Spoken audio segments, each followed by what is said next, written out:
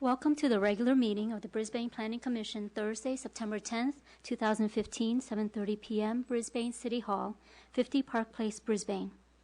Call to order, please. Commissioner Anderson? Here. Commissioner Doe? Present. Commissioner Manier? Here. Commissioner Parker? Here. Commissioner Reinhardt? Here. May we have a motion to adopt the agenda? I make a motion to adopt the agenda. Can you speak louder into the... We can't hear you. My mic is off. Okay. There you go. Can everybody hear me now? Yes. Yes. I make a motion to adopt the agenda, item C. I'll second that. All in favor? Aye. Aye. Aye. Workshop presentation, please. Yes, thank you again, members of the public and commission. I think we've all been waiting to start this Baylands process, and with no further ado, I want to turn it over to Lloyd Zola, the city's consultant from Metis Environmental, who will be doing the workshop presentation tonight.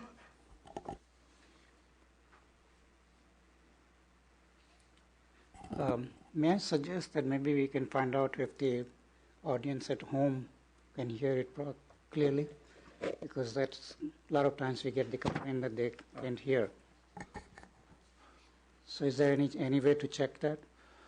Well, certainly we do hear from members of the audience routinely, or from the public, if our meeting is not being properly televised. We do have actually staff monitoring the meeting from the cable company. So That's good. Thanks. Thank you. We're here. The adventures begins. What we'll talk about tonight, I'll start with the project description, then run through some of the basic planning and CEQA concepts as a prelude to what we'll be going through next time of dealing with some of the applications in more details leading into the public hearings. Now, the environmental impact report for the Baylands addresses a number of different components of the overall program, only some of which are actually in front of the Planning Commission for your review. So first I'll talk about what it is you are reviewing besides the entirety of the environmental impact report and what you will be asked to make recommendations on at the end.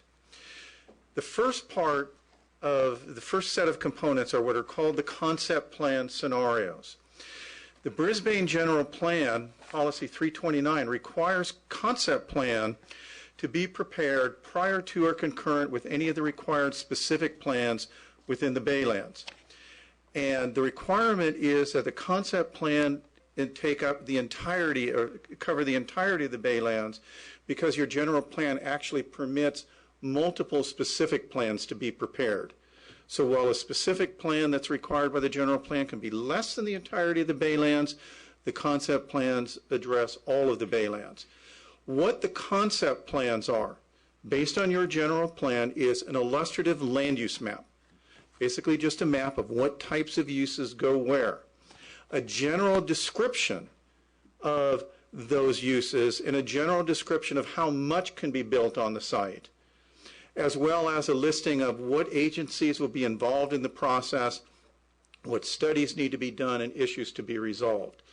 The actual concept plans, and there's 4 of them as I'll describe, can be found in the Environmental Impact Report in Chapter 3, the Draft EIR, Chapter 3, Project Description. Now, the 4 concept plan scenarios being addressed at equal level of detail. First of all, there are 2 of them that are requested by the applicant, Universal Paragon Corporation. Those are identified as the developer-sponsored plan, as well as the developer-sponsored plan, the entertainment variant. The other 2 concept plans are identified, were actually initiated by the City Council. So the City Council, in looking at the applications, said we need to address in the EIR some additional scenarios. Those are identified as the community prepared plan, as well as the community prepared plan, the ecology variant.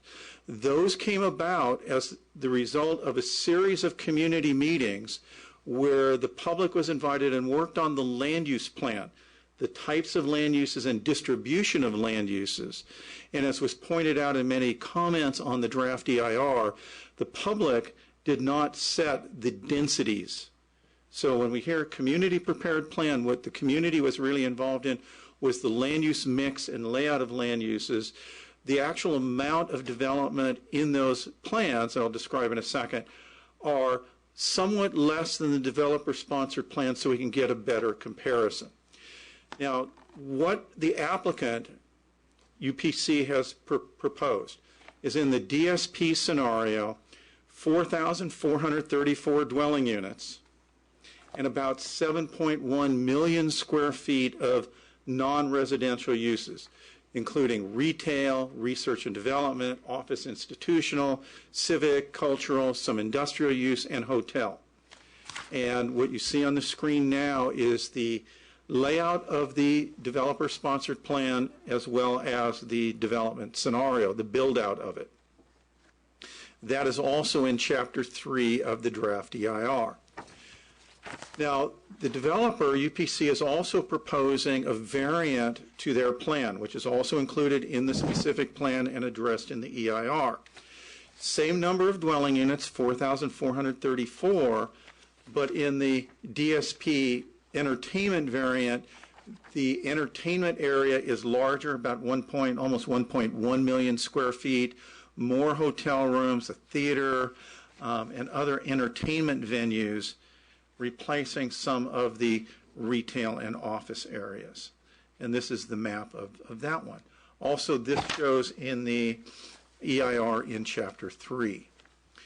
The community prepared plan scenario is about 8.1 million square feet of non-residential use, including retail, R&D, office, entertainment uses, industrial, much larger hotel component than either of the developer-sponsored plans, as well as conference facilities. The open space layout that is prepared here came out of a series of meetings and with the community, as well as a plan that was done fairly early for open space, prepared for the city, I believe, by Dangerman Associates. The fourth scenario is also about the same size, 8.2 million square feet. Both of the community prepared plans, no residential, consistent with your existing general plan. Same uses, basically retail, R&D, office, industrial, entertainment, industrial, but the industrial component is much larger, 1.2 million square feet, which is primarily the expansion of Recology. So in this variant, as opposed to the CPP scenario, you'll see in the upper right-hand corner there is Recology, and just to the south of that, on the between Recology and Geneva, are some hotel and other uses. In this variant, Recology would come all the way down to its expansion to Geneva as proposed in this scenario. Now, you will be considering the scenarios as part of your deliberations at the end of the public hearings. That is where you really should start the deliberations and discussion of what are the appropriate land uses for the Baylands. As you consider the appropriate land uses, consider not only the four scenarios I just described, but also consider the alternative scenarios that are laid out in the EIR. And these scenarios include a no project, no build. Bayland stays the same as it is, nothing changes into the future. That is essentially the baseline against which all the impacts of alternatives in the scenarios are measured. There is a general plan build-out alternative. What would happen if nothing were approved and your recommendation at the end and council deliberation would be, you know what, our general plan is good just as it is, we will not make any changes to it, and I'll describe in a few minutes what the general plan actually says is the appropriate use and allowable uses for the site. But depending on the mix of uses, somewhere between 1 million to 4.2 million square feet, so much less than is in any of the scenarios. There is a renewable energy generation scenario that a citizens committee, Krebel, had proposed, It is in the EIR, and this should also be considered as part of your deliberations when you get to the end. Just under 2 million square feet of office retail uses and about 170 acres, so a large portion of the site devoted to renewable energy generation. And through all the analysis of alternatives, this was identified as the environmentally superior alternative, the fewest impacts.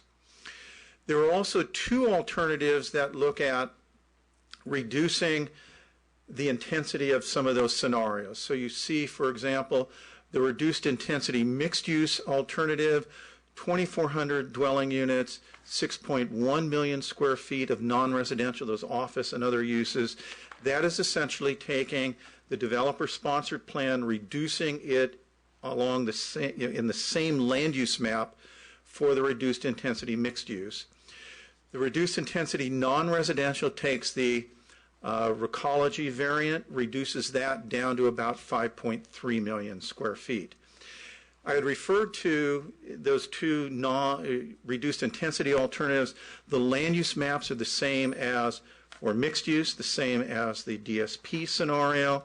For the non-residential reduced intensity, the same as the CPP, the Recology variant. And this is the land use map for the renewable energy generation alternative. This can be found in Chapter 5, I believe it's Figure 5-1. And so it is in the alternative section of the EIR, the land use proposal by Krevel, that would be the renewable energy generation. So those are the basic scenarios that form the basis of the land uses analyzed in the EIR. You will be considering those in your deliberations at the end. Also, you will be considering for your recommendation to the City Council a general plan amendment. The general plan amendment proposes modifications necessary to achieve consistency with the Brisbane general plan. In all of the alternatives, there are issues and there are proposals that are different than the general plan. In some cases, they are putting more development into the Baylands than the general plan permits for the developer-sponsored plan. The key ones are removing the developer's proposal to remove the existing prohibition on residential use. Your general plan now says residential is prohibited from the Baylands. The applicant has proposed removing that prohibition and also increasing the amount of development that would be permitted. And then in all of the scenarios, as shown in the draft EIR, pages 353 and 54 is identification of the general plan amendment that's proposed for all of the scenarios. So you will be considering, do we keep our general plan the way it is for the Baylands, or do we make certain modifications to the general plan and in your recommendation to the City Council? And you will have the scenarios to work from, you have the alternatives to work from, and any other concerns you may have. And we'll talk about in our 24th workshop how to go about making those recommendations. There is also a specific plan that you will be considering and you will be asked to make a recommendation on to the City Council. The specific plan is the plan submitted by the applicant. The specific plan addresses only the DSP and the DSP entertainment variant. That is what the applicant has asked for. It sets forth zoning and development standards for the Baylands outside of the Recology site. And one of the questions that came up is, why do we have a specific plan for only 2 of the scenarios but not the other ones? Your general plan says that the concept plan scenarios, the concept plans, can be submitted prior to or concurrent with 1 or more specific plans for the Baylands.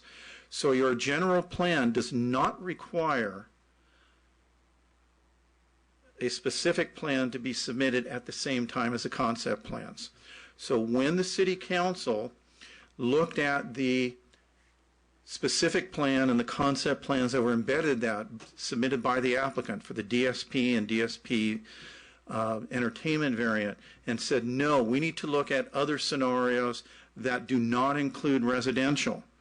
The council authorized moving forward with concept plans without residential, but did not initiate a specific plan. That is permitted by your general plan. So what you have are concept plans for all 4 scenarios and an application and a specific plan only for what UPC has proposed. So the specific plan will be a lot more in detail, right? It will be, yes. And we'll talk about, we'll talk a little bit about the specific plan tonight, and then in more detail we'll walk through the entirety of the specific plan at the 24th. So as you will see, in terms of levels of detail, you have the general plan being very general. You will have for the Baylands some additional detail in the concept plans and more detail in the specific plans. So, yeah. The requirement that all of the scenarios be studied to the same level of detail, did that only apply to the concept plan? The authorization initially was for the 4 concept plans to be studied at equal level of detail. There is the renewable energy alternative that, as you read Chapter 5, you will see is analyzed at far more detail than the other alternatives. So a lot of the technical studies were done for that alternative. And so, yeah, the actual authorization was for the concept plans at equal level of detail. So in this case, the specific plans will provide a lot more detail. And when we are judging one over the other, one has a lot more detail than the others. So that really doesn't serve the justice to the other. Well, and that's why when I say the starting point, we'll talk about this in your meeting on the 24th, will be we'll work at starting from the general plan level. What are, based on all that you know at the end of the hearings, you're going to know a whole lot more at the end of the hearings than today. What are the land uses you believe are appropriate? And then we'll work from that, because you may decide, based on the land uses you believe are appropriate, there's no sense getting into the detail of a specific plan because there are major changes that are needed. So that's why we'll walk you through your decision-making tree from the general to the specific. But we'll describe, we'll get to that in the next workshop, how to walk through that. Okay. Now, the contents of the specific plan are a sustainability framework. That is not, the sustainability framework that's in the specific plan is not your sustainability plan. That is the applicant's view of sustainability and what they are proposing. It also defines the land use concept, which is the concept plan scenario. There is the applicant's plan for conservation open space, the applicant's plan for circulation, utilities, and services, how the applicant proposes implementing the plan, including how they see financing public facilities. Before you, and what we'll tell you when we get to in the next workshop and as we get to deliberations, before you start dealing in the details of the specific plan, decide on what the land uses are and how, there's no sense dealing in details if you don't agree with the concept. If you agree with the basic concept, then work with the details. Otherwise, we'll spend a lot of time dealing in details and that really aren't going to help you lead to a decision. Now, in addition to those components that you are going to be asked to make a decision on or make a recommendation to the City Council, there are some components that are addressed in the EIR that you will see, because the environmental impact report must address the whole of the action, not just what you're being asked to deal with now, but all the other pieces to it that may come here now, may come later. And so there are also part of this that, depending on your actions, will come to you for decision following your recommendation to the City Council and then City Council action. And what that is a potential specific plan for the recology modernization and expansion.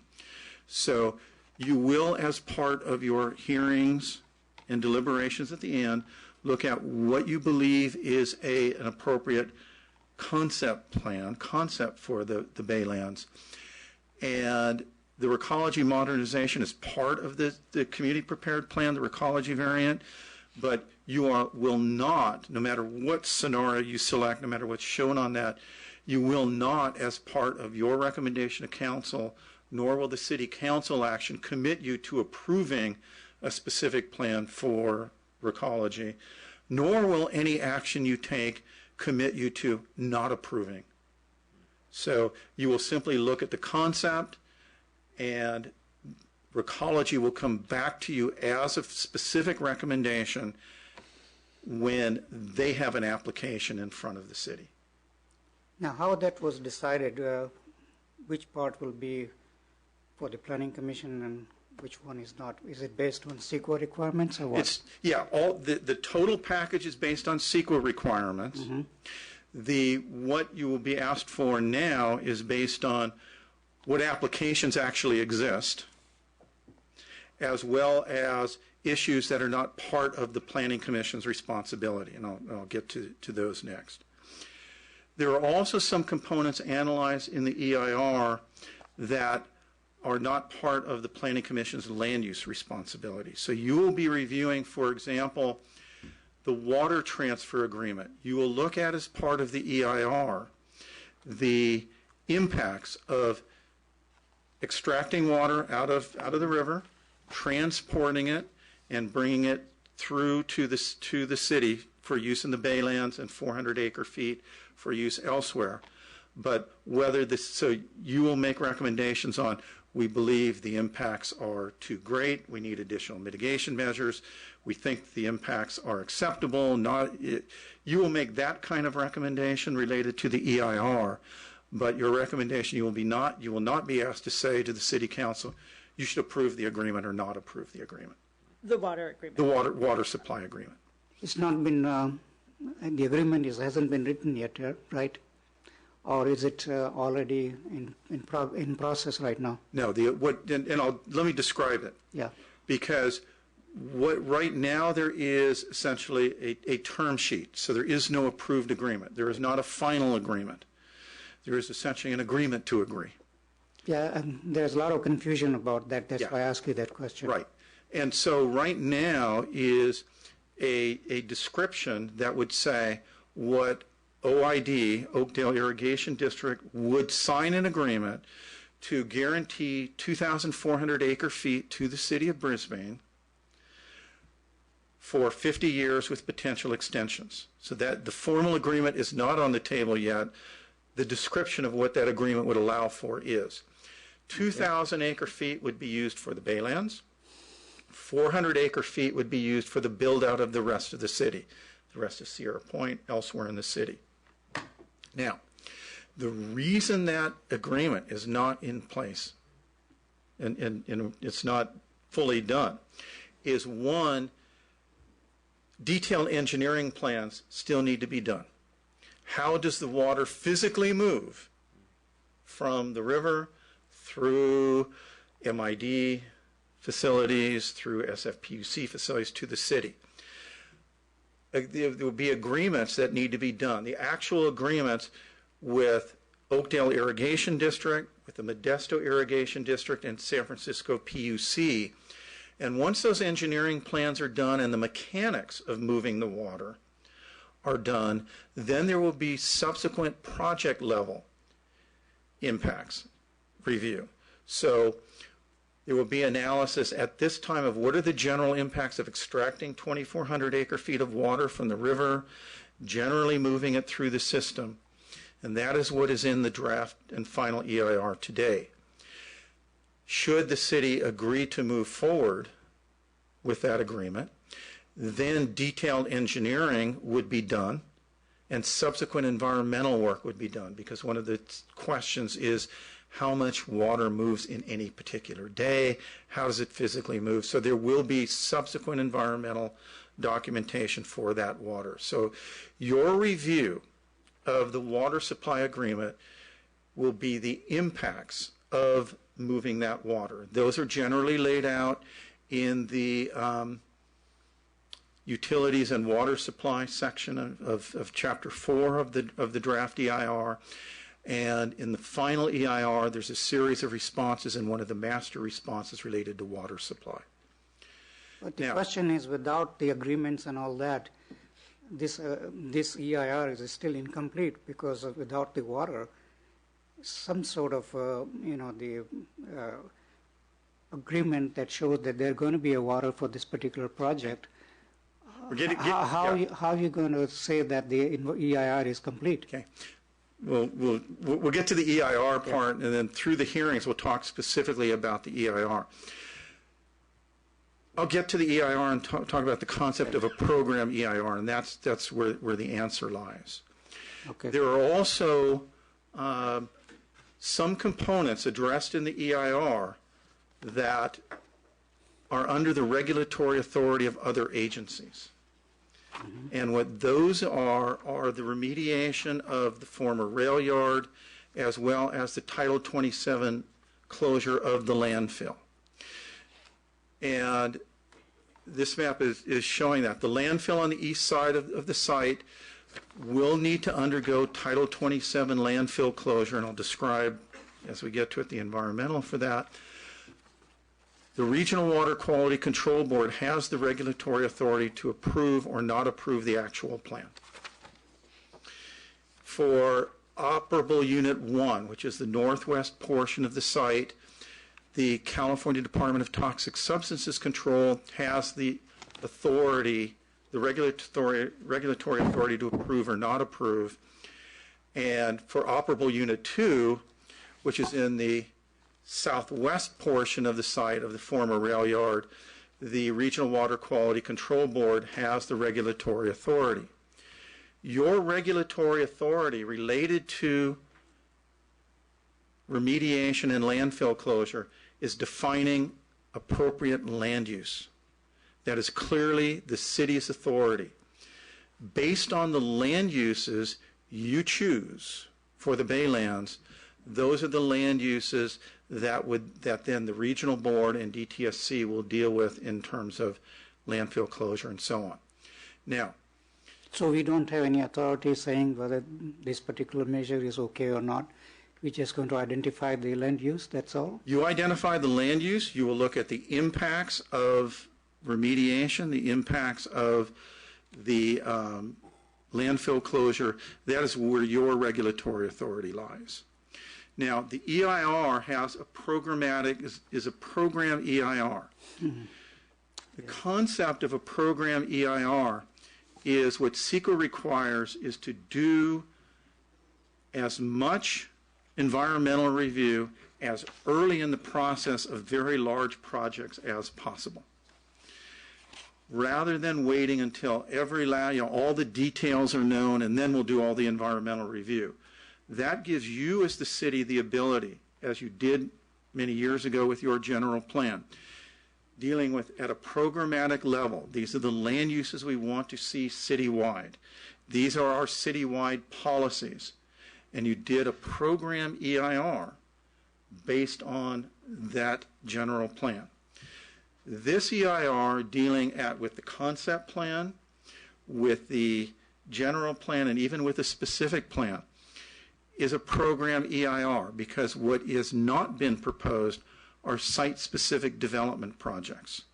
While there is some information and there is a illustrative plan or concept plan for engineering, infrastructure, there is not design of that infrastructure. We know, for example, that an off-site site, and we'll talk about this when we get to utilities, will be needed for water storage. That site has not been sited or designed. And so as those details start coming about, there will be subsequent environmental review of each site-specific development, of infrastructure plans, and basically every discretionary action that you will ever take on the Baylands coming back for further environmental review. And so in relation to the DTSC and the regional board, when there are, and we'll talk when we get to that part of the hearings, we'll talk about the process, but you select the land use. When then the plans are done, there will be further environmental review of those actual plans. Now there's a few, as you look at the EIR and as we talk about remediation and Title 27 landfill closure. Let me start with, those are two different things. So sometimes we've used the term remediation to mean all of the cleanup of the site, and technically that's not a good way of describing it, because within the former rail yard, you will be looking at remediation, cleaning up. That is the contamination that is in the former rail yard is much better known than what is sitting underneath the landfill. When we talk about the landfill, that is not remediation of what's in the landfill. The legal requirement there is a formal closure of the landfill pursuant to Title 27. I can't remember which code it is. I think Resources Code. But and so I will try throughout the hearings to use that term remediation and landfill closure. So what we know when we talk about site characterization will be the terminology we use to describe what is sitting in the groundwater underneath the baylands, what is within the soils underneath the former rail yard. So characterization of the contamination that's sitting there, and there's a lot there. Waste characterization will refer to the characterization of the waste that was deposited in the landfill from the 30s up through the 60s or so, but the characterization of what waste is sitting in the landfill. That is known to some degree, but to a lesser degree than the amount of detail on the rail yard. We will also talk about risk-based cleanup goals. And you will see that term in the EIR. You will see that term in responses to comments. And what that means is, if we go back in time, the way remediation was done is there simply was a standard that said, no matter what, you will clean up to this standard. It was a number of parts per million, parts per billion of whatever. The way that remediation is done today is to look at the land uses that are approved for an area and what is the risk to the public based on the land uses. And so that's the reason the land use is the starting point. So there would be different standards applied for residential use because the risks are far greater than there would be for industrial use. And those are the two very general categories that are used. And we will, when we get to the hazardous materials section, which I believe is your second public hearing, we'll go through a lot more detail in trying to introduce terms, how that really works. And what will happen is, based on the land uses you as a city say these are appropriate for the baylands, then the next step are human health risk assessments that then the regulatory agencies will set goals based on. That process is described in the final EIR, described in the draft EIR, also described in the final EIR in the master responses for hazardous materials. But human health risk assessment is different than, you'll hear the term in terms of air quality. Health risk assessment, which is air quality, human health risk assessment is based on the specific land uses and specific contamination that is used to set the goals that are the risk-based cleanup goals, the goals to which the site must be cleaned. When this was changed from parts per million to the looking at the land use, and is it a recent change in the, or when this was implemented? We'll have, and that's why we'll have a hearing. I mean, is it done by the state agency, or what? How it? This is at the state agency, and this is and when we do that presentation, I'll have that answer for you. Yeah, I the just history want of to clarify as to why it was changed. Right.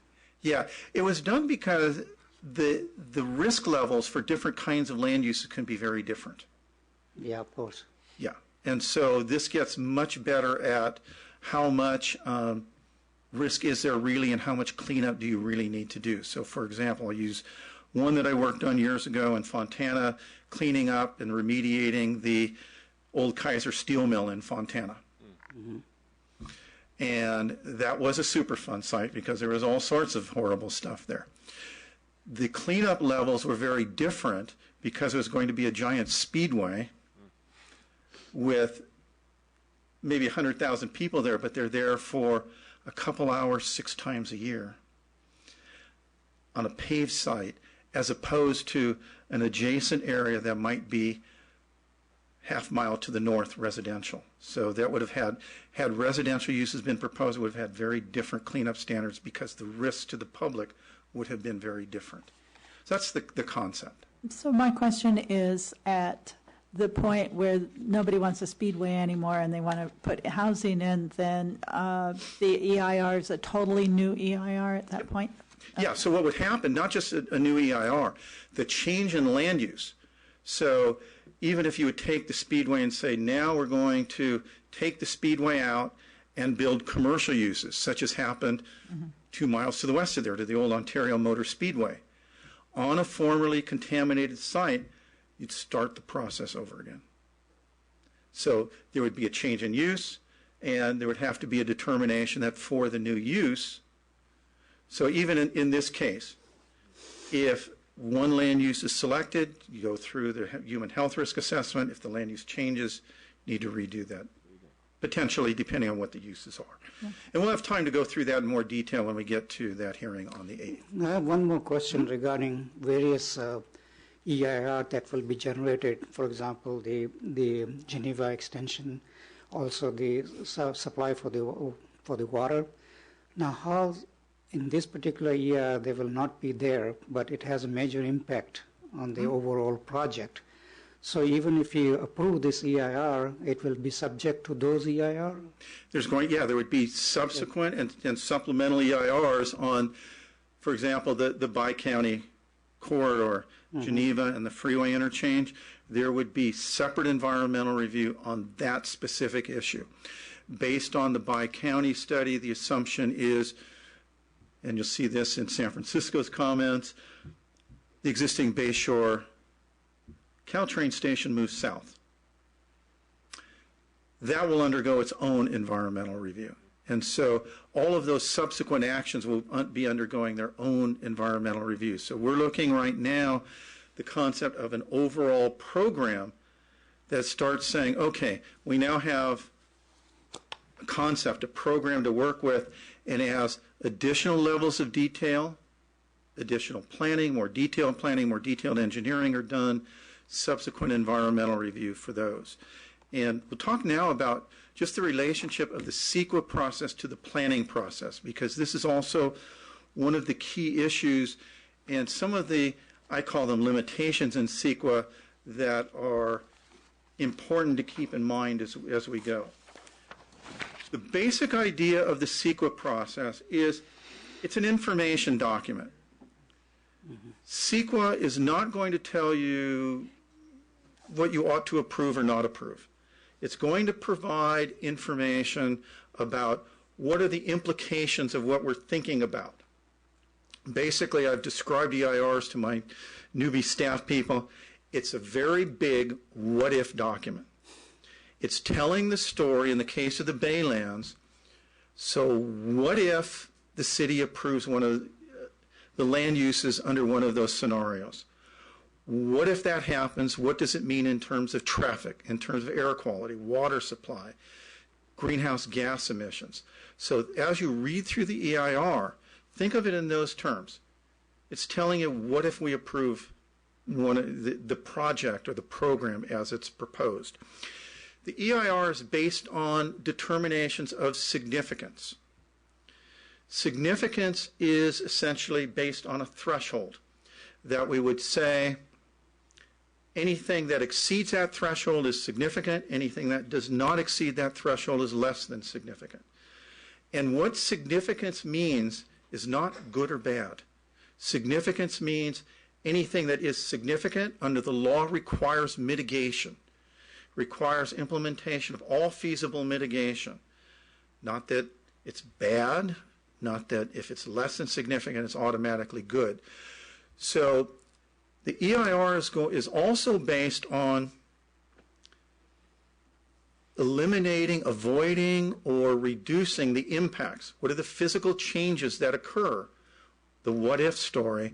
What are the physical changes that occur if they're determined to be significant above the thresholds, and all the thresholds that are used are identified in the EIR, so that if it's significant, then we apply mitigation measures so that we either avoid the impact or it becomes less than significant.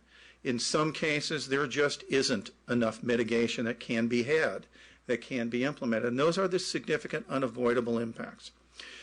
What the EIR, that environmental impact report, does not do and cannot do under CEQA is evaluate what do you as a community want.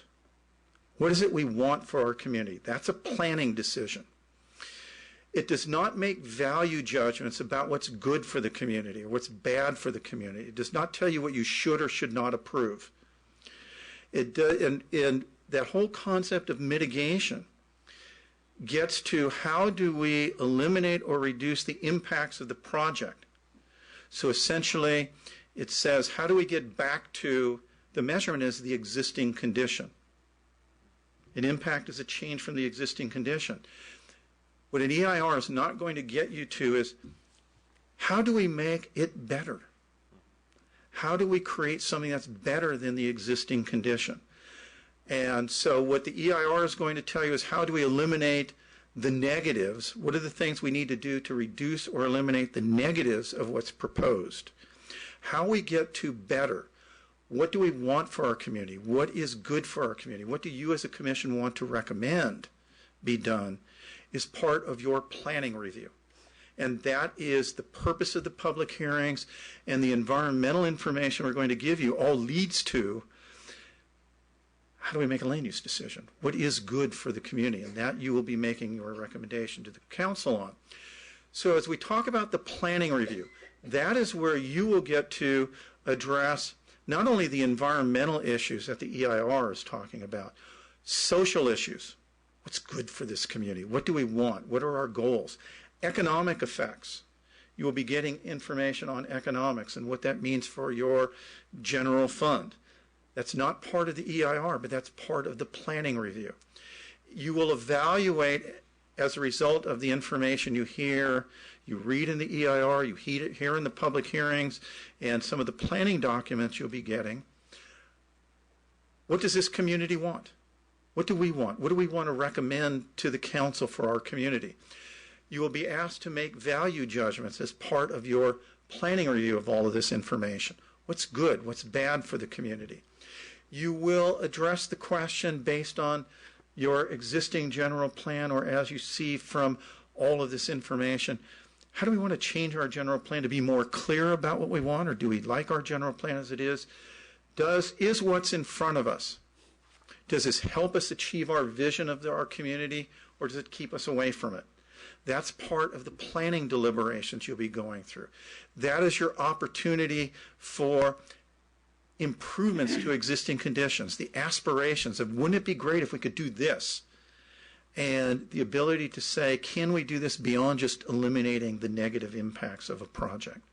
So you can get at your vision, and to a large degree, the sustainability framework done by the city takes you in that direction of the aspirations of a sustainable development for the site.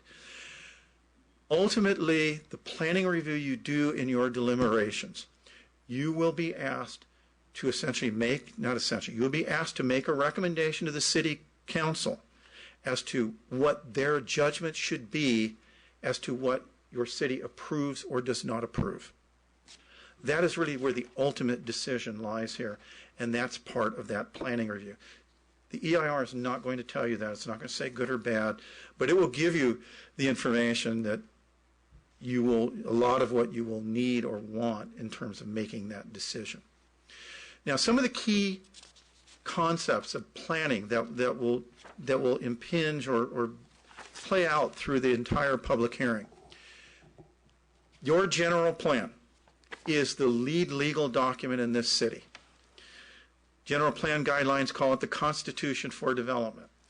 Ultimately, it provides policy guidance both citywide and for sub-areas. For the Beatty sub-area, essentially the Recology site, for the Baylands sub-area, the most of it, and for the old industrial park, I can never remember, Northeast Bayshore. Your recommendation to the council, that package of specific plan, general plan amendments, concept plan, must be consistent with the general plan. You can recommend amendments to the general plan, but what you need to recommend is something that is consistent with the general plan as you may recommend it to be amended. So specific plan, zoning, site-specific projects that come up later, 5 years, 10 years, 15 years, whatever, must be consistent with your general plan. And one of the key issues is the general plan, once written, can be amended, and there's certain rules for the city council to amend it. They can only amend each element 4 times per year, but it can be amended by the city council. But the council must do it. The basic requirements of the general plan, what it does in relation to the Baylands, it defines the allowable uses. Right now, your general plan prohibits residential use. Residential is not an allowable use within the Baylands. It sets a maximum development intensity for the Baylands. Sets in a very interesting way, but it says this is the total amount of development permitted within the Baylands. It sets a requirement for the phrases open space and or open area, and requires the concept plans and specific plan that we talked about. There are several sub-areas that constitute the Baylands. You have Northeast Bayshore sub-area. This is really the key of what is allowable in the general plan. And one of the categories for much of the Baylands is trade commercial plan development, which requires the specific plan. And I quoted this from the general plan. I actually copied it out of the general plan. I took off the city's website. The allowable uses include a mix of commercial uses. That is the initial phrase, including warehouses, distribution facilities, office, retail uses, restaurants, commercial recreation, personal services, as well as light industrial research and development and uses of similar character. There's been a lot of comments, no, industrial is not permitted in your general plan. When I read and look at in the land use element, the description of trade commercial has those words in it. So at the end of this, if industrial is something, if that is a good description of what you see for the Baylands, we leave it, recommend it be left. If that is not the description of what you want to see, then that can be modified to be very clear about what is the list of allowable uses. Heavy commercial, which is essentially the Beatty sub-area that is the Recology site, is identified as bulk sales, offices, meeting halls, vehicle storage, equipment maintenance. You notice what's not there is solid waste management. So that's one of those amendments to clarify what is permitted. And then the marsh, the lagoon, the bayshore, along the bayshore is open space. Here's what is actually permitted in the general plan right now in terms of how much development. The way that the general plan describes the amount of development is saying, first of all, on any individual site, you can get floor area ratio. Now, floor area ratio is a way of measuring how much building on any piece of ground. Very simply, floor area ratio is the ratio of building area to size of the site. So 43,560 square feet in an acre. Floor area ratio of 1 says 43,560 square feet of building area. Floor area ratio of 2, twice that, floor area ratio, so on. So what it says now is on any individual site north of the creek, north of Visitation Creek, a floor area ratio of 4.8. That is, if you picture setbacks, tall buildings. South of the creek, 2.4. That is still tall buildings, and that is a lot of development. The lagoon is to be retained in open space and or open area, and the Bayland sub-area, 25% of the land area in open space. The Northeast Bayshore, which is the old industrial park to the northwest of, I always like that. The Northeast Bayshore sub-area is at the northwest portion of the Baylands. But that has a floor area ratio of 2.0, which also is very intense development. The Beatty sub-area, Recology site, up to 1.0. Now, if you built out that amount of development on every site, that is far more than is included in any of the concept plans. So the general plan intends whatever is the maximum overall for the Baylands, no one site may exceed these numbers.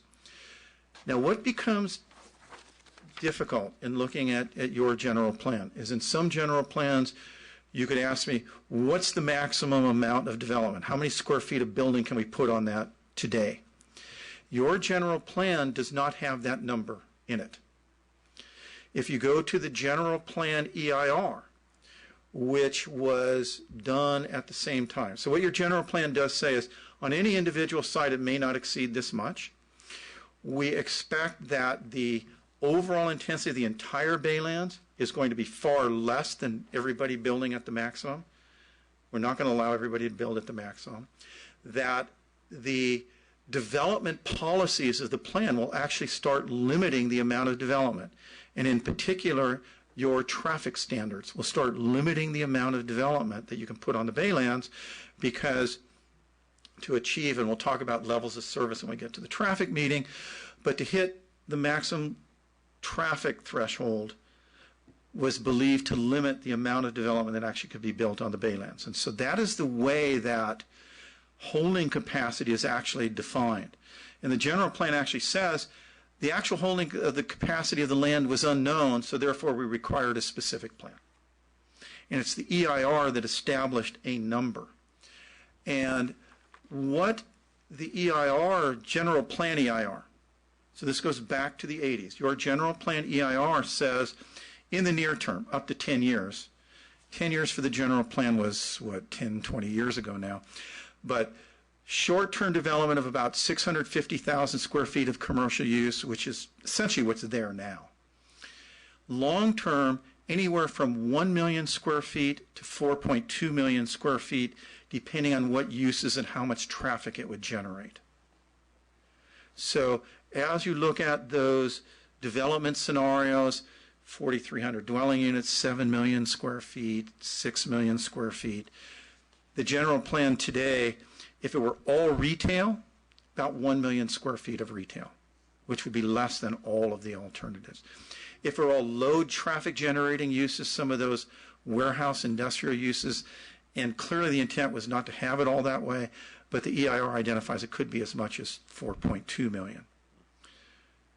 So, specific plans. The role of the specific plan is the next level of detail. Under state law, what a specific plan does is it is intended to implement the general plan. So we have those general policies that I just described. A specific plan implements them. Basically, it says, on this ground, here are the rules. It will be, specific plan is a relative term. Specific being more specific than the general plan.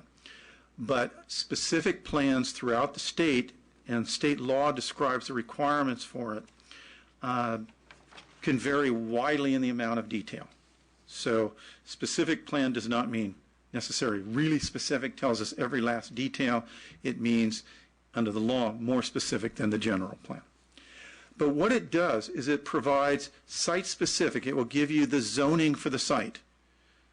It will give you specific zoning for that site, tell you how much building could be there, building height, setbacks, so on, development standards, open space standards, infrastructure requirements. That's really what you get out of a specific plan. It's much more of a zoning document for a specific piece of ground. The other things that we'll look at as time goes on with the planning process and the planning review is we will look at economic factors. And two different types of economic factors, economic studies will be given to you as they're completed and we get past the environmental part, more into the planning part. One will be looking at municipal costs and revenues. Essentially, if the Baylands builds out as proposed, what does that mean for the city's budget? What are the costs the city incurs for police and fire and road maintenance and general city hall, and how much revenue would the Baylands generate? So does the city end up ahead, behind, how much ahead, how much behind? That's the idea of a municipal cost revenue study. You will also get economic studies that will talk about the cost of infrastructure, the cost of development, just the cost of building and maintaining the site, really more of an economic feasibility.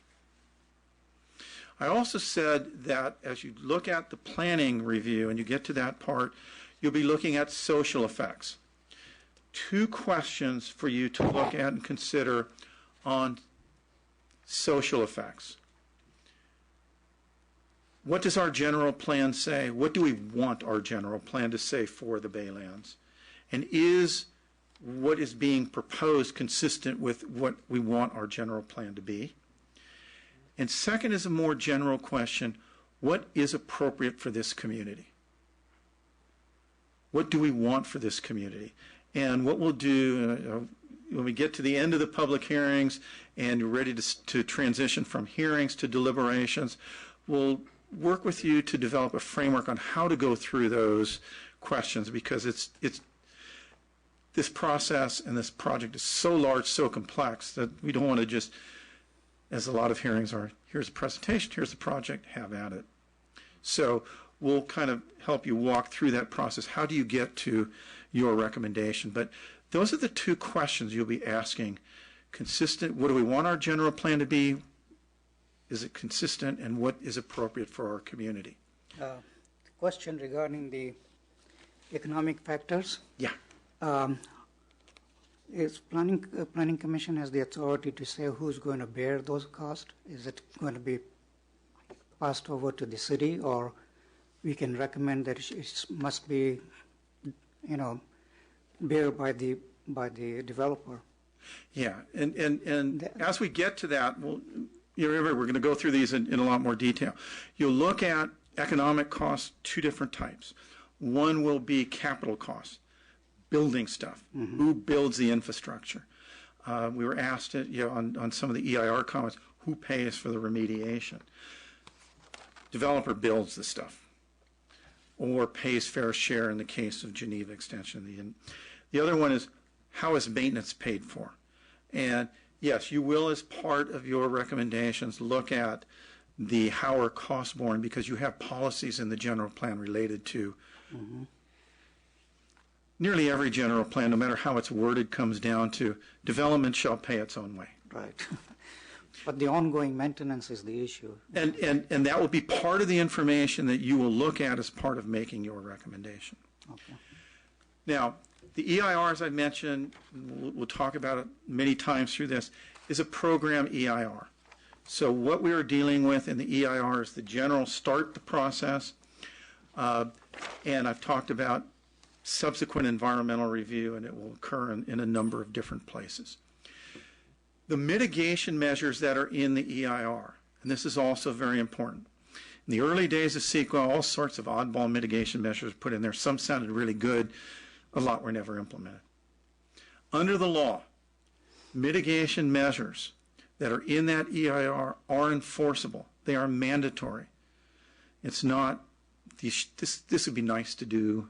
It would be great if the developer could do this. It would be nice if. They are mandatory. They must be met. There is no decision-making about do we or don't we. Mm-hmm. They are designed to avoid or reduce significant effects. The mitigation measures, as I said, do not achieve those goals of making things better. So the mitigation measures are reduce or eliminate the negative impacts of the project. When you make your planning recommendations beyond the EIR, and we'll talk about this in terms of each of the subjects, parks.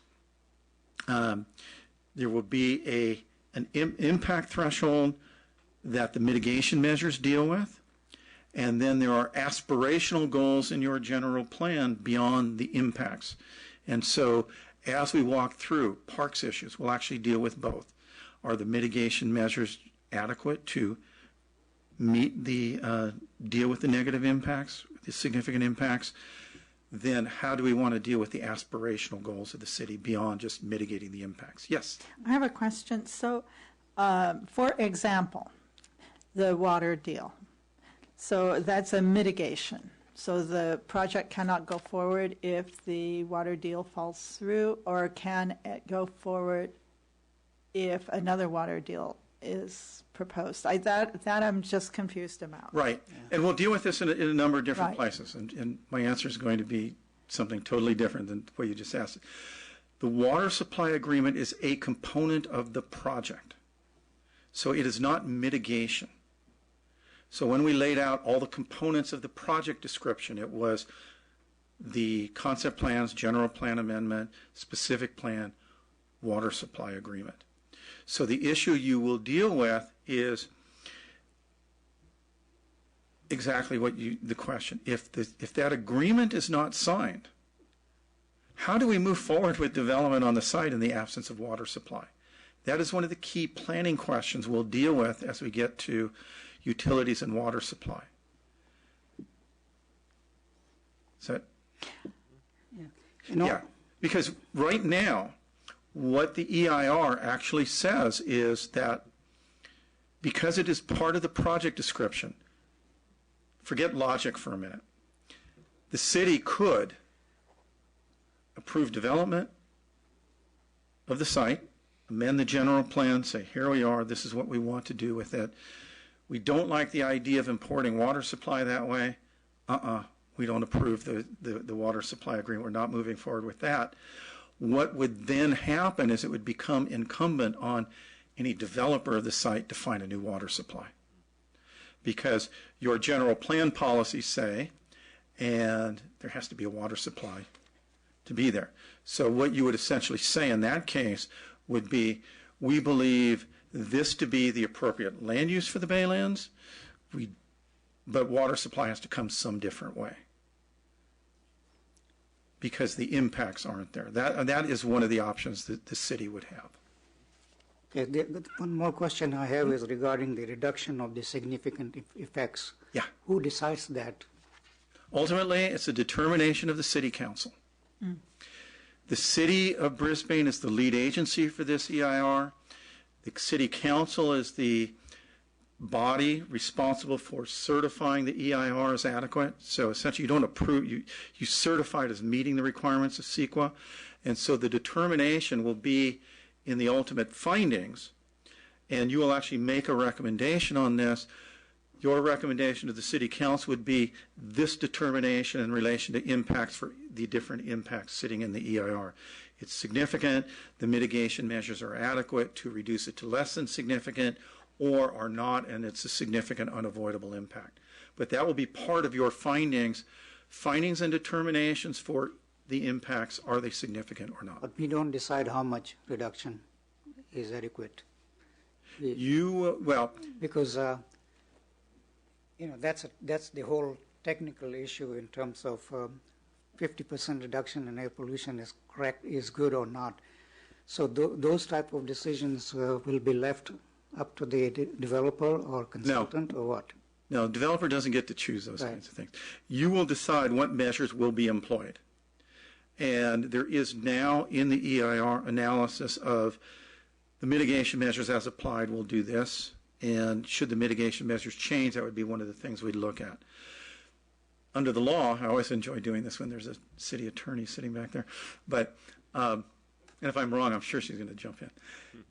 You are required under the law to implement all feasible mitigation measures. So in one way, CEQA makes it easy. You don't have to pick an arbitrary number. We're going to reduce it 50%, 25%. But then it's not easy. What's all feasible mitigation? That's again... It's a judgment call, but it's a judgment call that the city council will be asked to make, and you will, as part of a resolution, should you recommend certification of the EIR, you will make recommendations on each of those as part of your findings. Yeah, I always had the problem with CEQA regarding this particular... Yep. Who decides? The answer is you do, or you being city. Now, the other thing that's important is the mitigation measures. A mitigation measure can be something that would say, implement these air quality measures, do these things to buildings. So you add solar to buildings, you have to reduce by this much, or you reduce your GHG such and such percent. That's not going to have a major change. It will have a major change on how buildings are designed, but it's not going to change the land use. You may have mitigation measures, and we'll talk about these as we go through the public hearings. Some mitigation measures, as implemented, could have major changes in the project itself. Mm-hmm. And so, major changes. So a mitigation measure that would say, and I'm going to pick one that is not in the EIR just as an example, but a mitigation measure that would say, one was recommended. The sailboarding and groups had recommended a mitigation measure or an alternative that would say, move the development south. Don't build up near the Bayshore station. Move it south to keep the wind clear, wind movement clear. So a mitigation measure that would say, set back so many feet within the north of the creek, development shall be no higher than this or shall be this way, could have a very profound change on the design of the site. So mitigation measures can be relatively simple, do this in addition, or they can have profound changes on the project. So as you look at mitigation measures, read the measures and think through, what does this really mean when it's implemented, and how does that affect the land uses, or might it affect the land uses? And as we walk through each public hearing, we'll walk you through those kinds of issues. Are we going to get through this by the end of the year? Oh, yeah. Oh, You hope so. Can I ask a question about site capacity? Yeah. So in the general plan, you just described that the site capacity was unknown. They estimated that it was between 1 and 4 million square feet, depending on traffic. Right. But if you look at the DSP, it has 7 million square feet, and then another 4,000 square units of unspecified size, but that's like at least another 4 million square feet, meaning that you're somewhere between triple and 10 times what's in the general plan right now. And I'm wondering that the logic of that increase from unknown to 3 to 10 times bigger, is that all explained by the traffic and circulation section of the DEIR, or is there any other logic? Well, it will play out in a number of different places. One, it will show up in traffic. Mm-hmm. It will show up in traffic showing you these are the impacts of the traffic from each of those 4 scenarios. And it's a lot of traffic. The other thing to remember is the general plan was done in the 80s. And so the general plan policies and the general plan EIR is based on traffic as it was understood to be in the 80s, looking 20 years forward. Well, 20 years forward from your general plan we're already past that.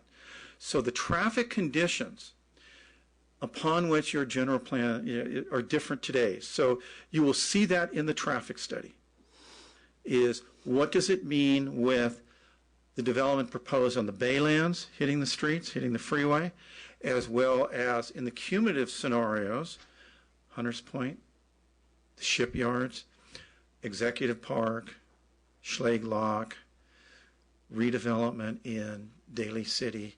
And so the cumulative will start analyzing projects that weren't known at the time of the general plan. And that will be, when we get to transportation, one of the, I'll say, thornier issues that we'll deal with, because of the amount of traffic and the amount of change that's occurred since your general plan has been written. So we will, we'll deal with those. As you get to air quality, the change is that much. So one of the things to do is to look at, if you want comparisons to the general plan build-out, is look at the impacts in the EIR in Chapter 4 for each subject, and then you will see a much shorter discussion in the alternative section for the no-build general plan build-out. And you can start comparing the two. And it's not unknown. It's 4,434 dwelling units plus all that commercial compared to the general plan build-out. And to get a general plan build-out, we actually created a scenario of some residential, some, not some residential, some commercial, some industrial, that came out about 2 million square feet. So a mix of uses that would be about the same amount as would have been generated by either 1 million all retail or 4. So if you compare with residential and all that development to the general plan, compare any of the other scenarios for any of the subjects to that in the no-build general plan build-out, you get an idea of what build-out of the general plan would be today as opposed to what the general plan EIR said then. And how are we going to, there are 3 different cities involved here, and then each one of them will have the traffic congestion study done. And there might be significant differences as a result of each studies. Yeah. So if we are making the decision here, are we going to look at all those 3 studies? And the question is, which one is a study that we should take into account, whether it should be for Brisbane City study done, or should be the San Francisco, or should be Delhi study? That's because it's based on the cumulative, the total impact as a result of 3 different cities. Right. So what you will see, and we'll talk about this in more detail when we get to the traffic hearing, is traffic looks at 2 different kinds of scenarios. One is taking development of the Baylands and just building it all magically in one day, throwing it onto the streets today. Here's how we go from existing to with project. There is also a maximum allowable, right? Yeah. Then there's just what is existing today, adding the project to it. Then there is a scenario. So as you look at the traffic, cumulative and cumulative plus project. So the cumulative without project is what will background traffic, assuming nothing builds on the Bayland, but everything else all around you builds out. So Sierra Point builds out. Well, Candlestick's already come down, but that project is built out. Hunters Point, Candlestick Point, Executive Park, the Daly City redevelopment, South San Francisco, projects all over, the rest of your general plan, and then we add the Baylands to that. So you will see both. And so the question you're asking is look at the cumulative analysis with the Baylands, and that will tell you all 3 cities. And so the basic way traffic studies are done is San Francisco did studies for Hunters Point, Candlestick Point, took all the projects that they knew of at the time, did a cumulative analysis, then Baylands has come along and added to that based on updating those projects, because you can only analyze what you know at the time. And if you wait for everybody's, nobody ever gets done. So the reason I said the answer is easy is this is the EIR you should use, the traffic study, to get the cumulative analysis of all of what's there. Yeah, my question was which one is the one that's significant in terms of making our decision. The Baylands EIR will give you all those. It will give you a list of the projects, and if you look at the master responses in terms of traffic, there were specific questions asked: is Hunters Point included? Is Executive Park included? You can go into Chapter 6, which is cumulative impacts, and that will give you the list of projects and all the things that are in there. So in your study, did you look at the EIR done by the Delhi City and San Francisco, and is it consistent with what your findings are? I mean, I'm ahead. You were ahead. We'll describe that. The answer is yes and yes. There are differences, of course, because we've got more information, and they didn't analyze the Baylands building out as is being proposed now. So we'll get to those. So there's a whole question of whether we should have a Geneva overpass or not, or we should stay on Bayshore. And that will be a very critical in terms of analyzing what we should have. We'll get to that when we get to traffic. Okay. We're at the wrap-up. Okay. So preview of coming attractions. For your workshop 2 weeks from now, what we will talk about is the components of the specific plan that I talked about. We'll walk you through what's actually in that specific plan and some of their proposals. We'll talk about the final EIR, all however many thousand pages there are. Haven't actually counted them. But the final EIR includes the draft EIR that went through public review for however many months, comments on the draft EIR. So all of the letters that were received, so several hundred pages of comments, all of the responses to the comments, all of the revisions that are proposed to the draft EIR, and a mitigation monitoring and reporting program. We'll describe all of those in more detail on the 24th.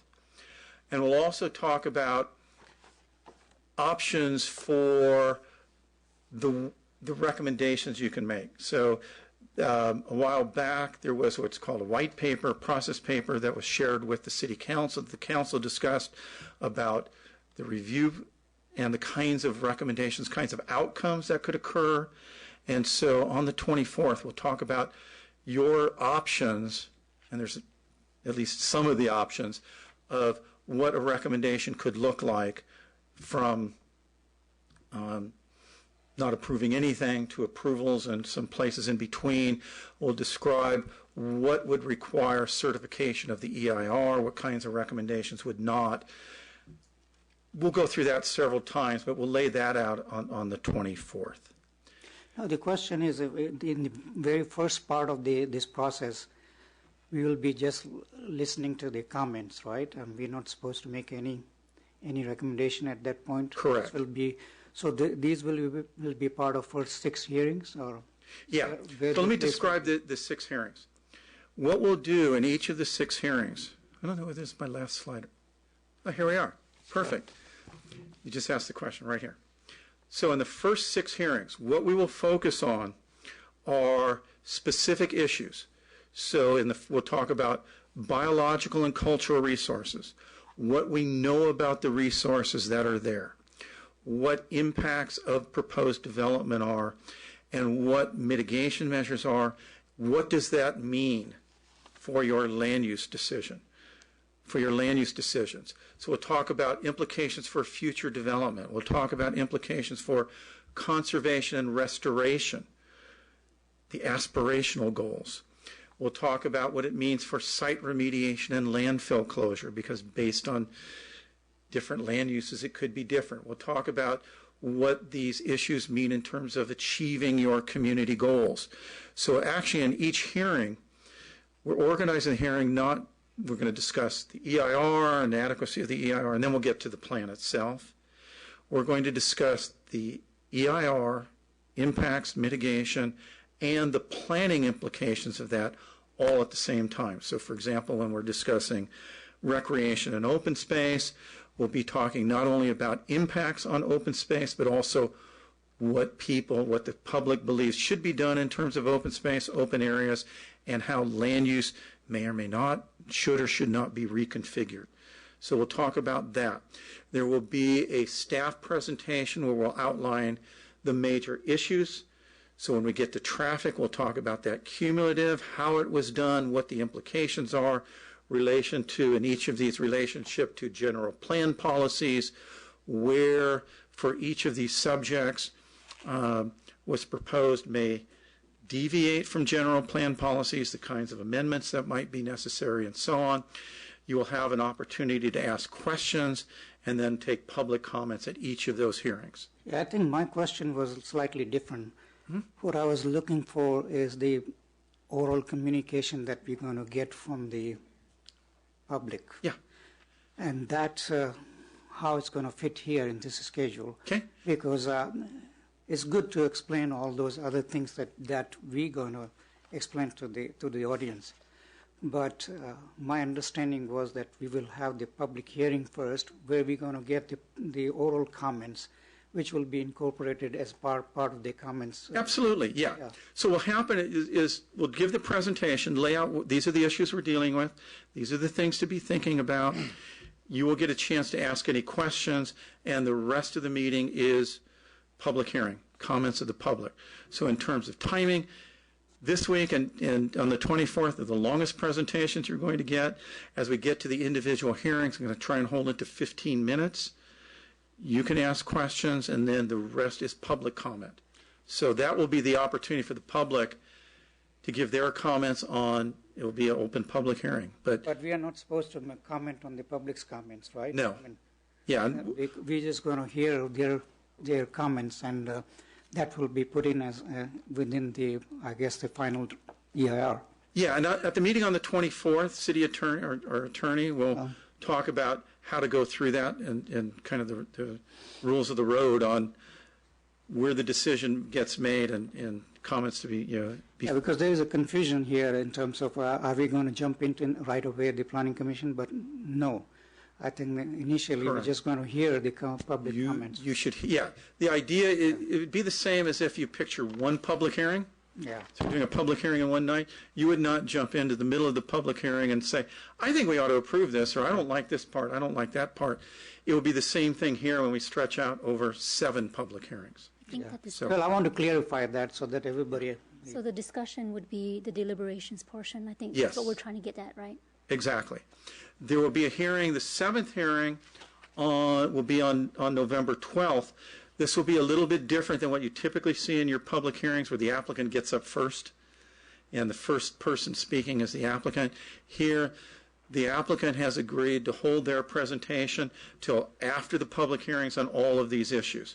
That way we will hear through the public on all of the issues. The applicant will make their presentation at the end of this. There will also be presentations by other organizations at that November 12th hearing.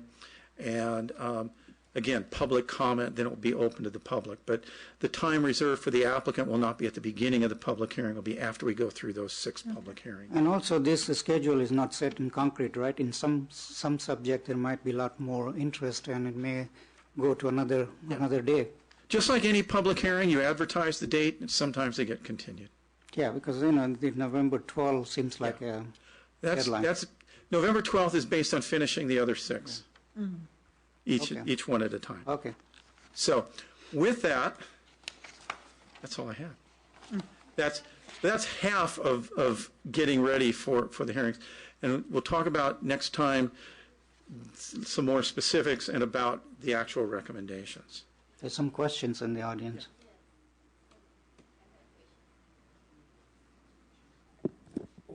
You ask them. Okay, So- submit this. Would you, Are we opening? are we opening the public hearing? take a I break? think, yeah. It's, No, it's, we're not this, opening. if we could, this isn't a public hearing, but like any other meeting, the commission, you can take comments and questions from the public as part of the, So we can entertain questions at this And we- point, even though it's a Yes. workshop? yes. Okay. Could you please step up to the microphone so we can all hear you? Say, could we take a break? Do you want to have? Citizen of the Brisbane of 12 years, and all my friends used to Could live you speak into the mic? sorry, all my friends used to live in this city like 30, 40 years. We are really concerned what is going to be. My first question about public transportation. We don't have nice public transportation at all. And after Baylands will be built, it means city will be just up in size like twice, yes? Old Brisbane will be smaller than new development. It means all citizens will not have any impact for the city decision for anything. Is it right? Because it will be twice more than existing Brisbane after it will be built everything. Is it right or not? My question is. Development, after it will be developed, it will be bigger than existing Brisbane, yes? Yes, there's about 2,000 dwelling units in Brisbane now, and the developer's proposing 4,400 units. That's, It means If all that's citizens the of development. Brisbane will have no impact for any decision after it will be built. well, that's yes, your, it's I true. appreciate your comment. We're not really taking. Yes, public- question is, because when it was developed new area, for city was built swimming pool we used to have right now. We have tennis court right now.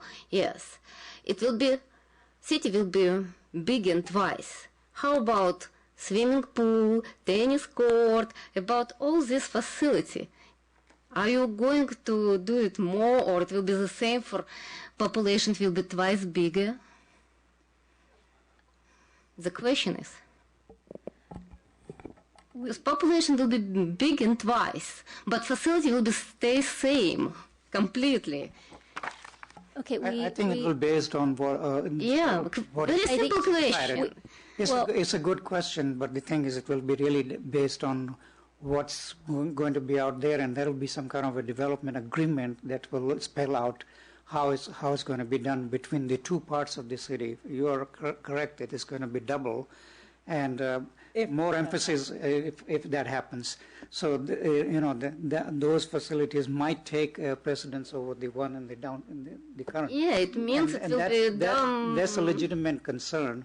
But the thing is, when we proceed with this project, whatever the outcome will be, at that point, I think the city will require some kind of an agreement that will address the issues that you're talking about. And, that will be the time to bring it up. Yes, because when after it will be built, and all citizens of Brisbane, it will be. I'm from Russia. You can listen by my accent. It will be like we are living in Siberia, because we will have anything.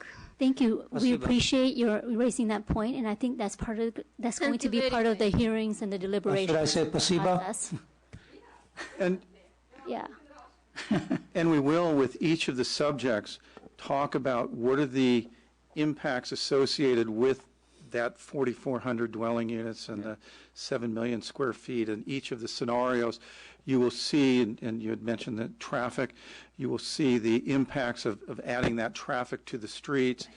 When we look at, for example, recreation, amount of parks, open space, the impacts of adding all that development, along with what open space and recreational facilities are proposed to be built, will all be part of each of those public hearings. And may I suggest, for further edification, if you look, and this is a public document, so you're welcome to get a copy from the library and or talk to the planning department about it, but Volume 2, Chapter 4, what really helped me think through some of these or all of these issues, and it stems a lot of the content that you were talking about here, is the mitigation monitoring and reporting matrix. So it was really helpful when I had it open and Lloyd was going through it, so that you can look through the significant impact being mitigated, the mitigation measure, the responsibility for implementation, the enforcement responsibility, the monitoring responsibility, frequency, and the actions indicating compliance. So it will stimulate further thoughts about the concerns and the impact that you're talking about right here. And transportation is in here, as well as air quality, traffic control, all of that is in here. So if you look at it, it's actually, compared to the rest of the document, it's a lot more compact. So it's only about this much. Yeah, and it's in a table format. So it's a matrix format. So it's easy to read, and it's pretty clear. So that would be helpful.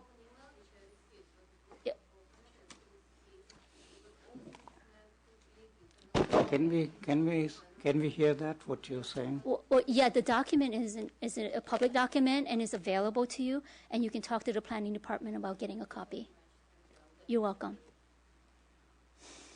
Anna. Hi, Commissioners. Anja Miller. I'm here as the chair of the ad hoc citizens committee appointed by the City Council to review the draft EIR.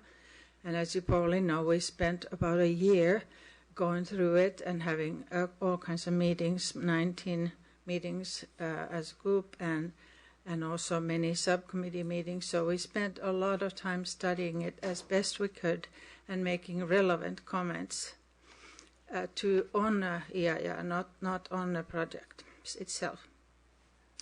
My concern here, and I'm sure it's shared by a lot of other people, not only our committee, but others who commented, other groups, is adequate facility, adequate possibility to look at the final EIR, the responses to our comments, and the changes in the draft that have happened. Mm-hmm. It's a massive undertaking. It's about double the size of the draft. And the time that it would require, as it took us a year to look at the draft, you have to consider how much time people need to actually comment in a relevant way on the draft, final EIR, which you have to hear. And so this is a very basic legal question. How are you going to make sure that your citizens that you represent, you don't represent the developer, which we've seen too many times in the past, or staff. You represent us people, and you I hope you will make sure that there's adequate time, adequate facility. I understand there's efforts to make it more readable, the document. But I ask you to make sure, with the power you have here, to make these hearings appropriately conducted and people having enough time to wade through all the material that we want to see, and we want to make comments and want to help you make a decision, as you have been appointed to represent us. So that's my concern, and I hope you will attend to that. Thank you. I fully agree with you, Anya, and I think when it times comes, I will really make sure that the community gets enough time to review it through the chair. And it's important that the final EIR is what the community wants. And their comments should be incorporated into the final EIR. So if there is not adequate time, and if I'm still on the Planning Commission, I will make sure that we allow the adequate time for that process. I think I want to reassure you as well that we've talked to the staff and we've talked about possibly amending whatever needs to be amended in our current agenda for the hearings and the workshops. So that is incorporated into our conversation. Also, I want to remind everyone that there will be a whole level of public hearings at the city council level, and that will be where there's a whole nother set of opportunity and times and options for the community to be involved. So it's a very heavily invested project by everyone, and I think we all want the same thing. So we're definitely on the same page. Does that answer your question? Well, I do have to say that I am concerned whether we will have enough time. I've been, reading through all the comments for a while, and it is a massive document, and I'm not, and between now and the end of the year, then we're supposed to have enough time to read the documents, and the citizens will have enough time to read the documents and come back. And, I know this has been a project, and I didn't want to procrastinate on it, and I have been working on it, but I imagine that the public is going to just start looking at the documents now. And so that concerns me quite a bit. And I do want to bring that up. I was wondering if we had any way to get feedback from the public about, how they're doing with the FEIR and how much time they think they need. So we're not just extending optimistically, but only extending if we actually have people working through it. Yeah. Has that been considered? Again, you have a public hearing schedule. If you have public who feel there's hasn't been adequate time since the document was published in June, and ultimately the commission, you'll have to make whatever action or recommendation you do with your schedule. I'm not sure how you gauge that and say who's reviewing it and how long they're going to need and how exactly in a certain due process and moving this forward, how exactly you definitively decide that what day is this cutoff. It's been out there, in June is when we published the final. Yeah. So it's not like the documents was released yesterday or last week. So it's been in 3 months, and so the concern is not this document, but the subsequent documents that are going to come through final EIR. And I think there should be adequate time given for that too, because we gave enough time for this and very short time for this second phase of that, which will be the important one. Well, could you explain what you mean by subsequent documents? Well, the thing is, based on these particular hearings, we're going to come up with the final EIR document. No, the EIR was published in June. The final EIR was published on June 1st. Yeah, but final EIR is not final until the comments are incorporated, right? The comments have been. Hi, my name is Allison Crumbine. I'm outside legal counsel to the city. The final EIR was published in early June. Comments were received on the draft EIR. All of those comments were responded to, as is required under CEQA. And those responses, along with the comments, the draft EIR, and the revisions, as Lloyd explained, are all part of the final EIR. What you are considering in these hearings is whether to recommend certification of the final EIR to the City Council. That will not involve amending the final EIR. The final EIR has been completed. What happened to the opportunity for the people to give the oral comments? Because not everybody sent the written comments.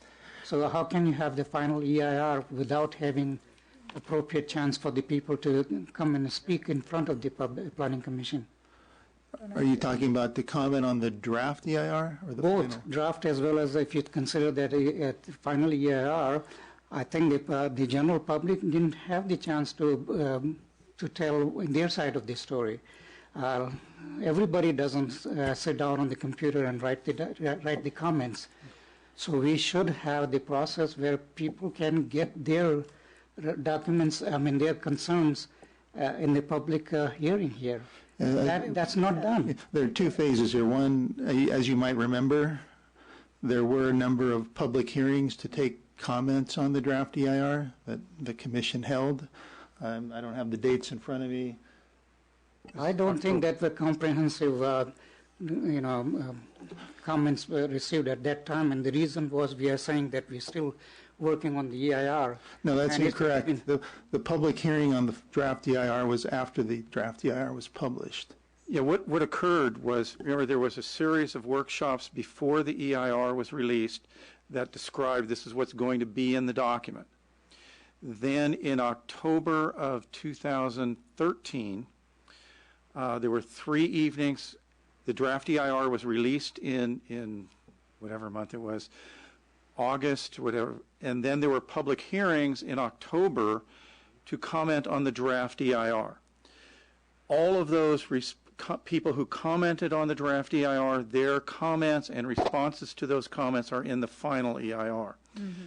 Now is the opportunity with the final EIR for the public to review the draft EIR, comments people made on the draft EIR, both written comments and oral comments at those October hearings, all of the responses to those comments, which is called the final EIR, and through the next 6 public hearings that you hold starting on October 1st, that will be the time for people to comment on environmental impacts, the final EIR, and your recommendation to certify or not certify that final EIR will come after actually 7 public hearings are held where people can comment on that environmental document. So there was comments on the draft EIR, and what we're about to start on will be comments from the public on the final EIR as well as the project itself.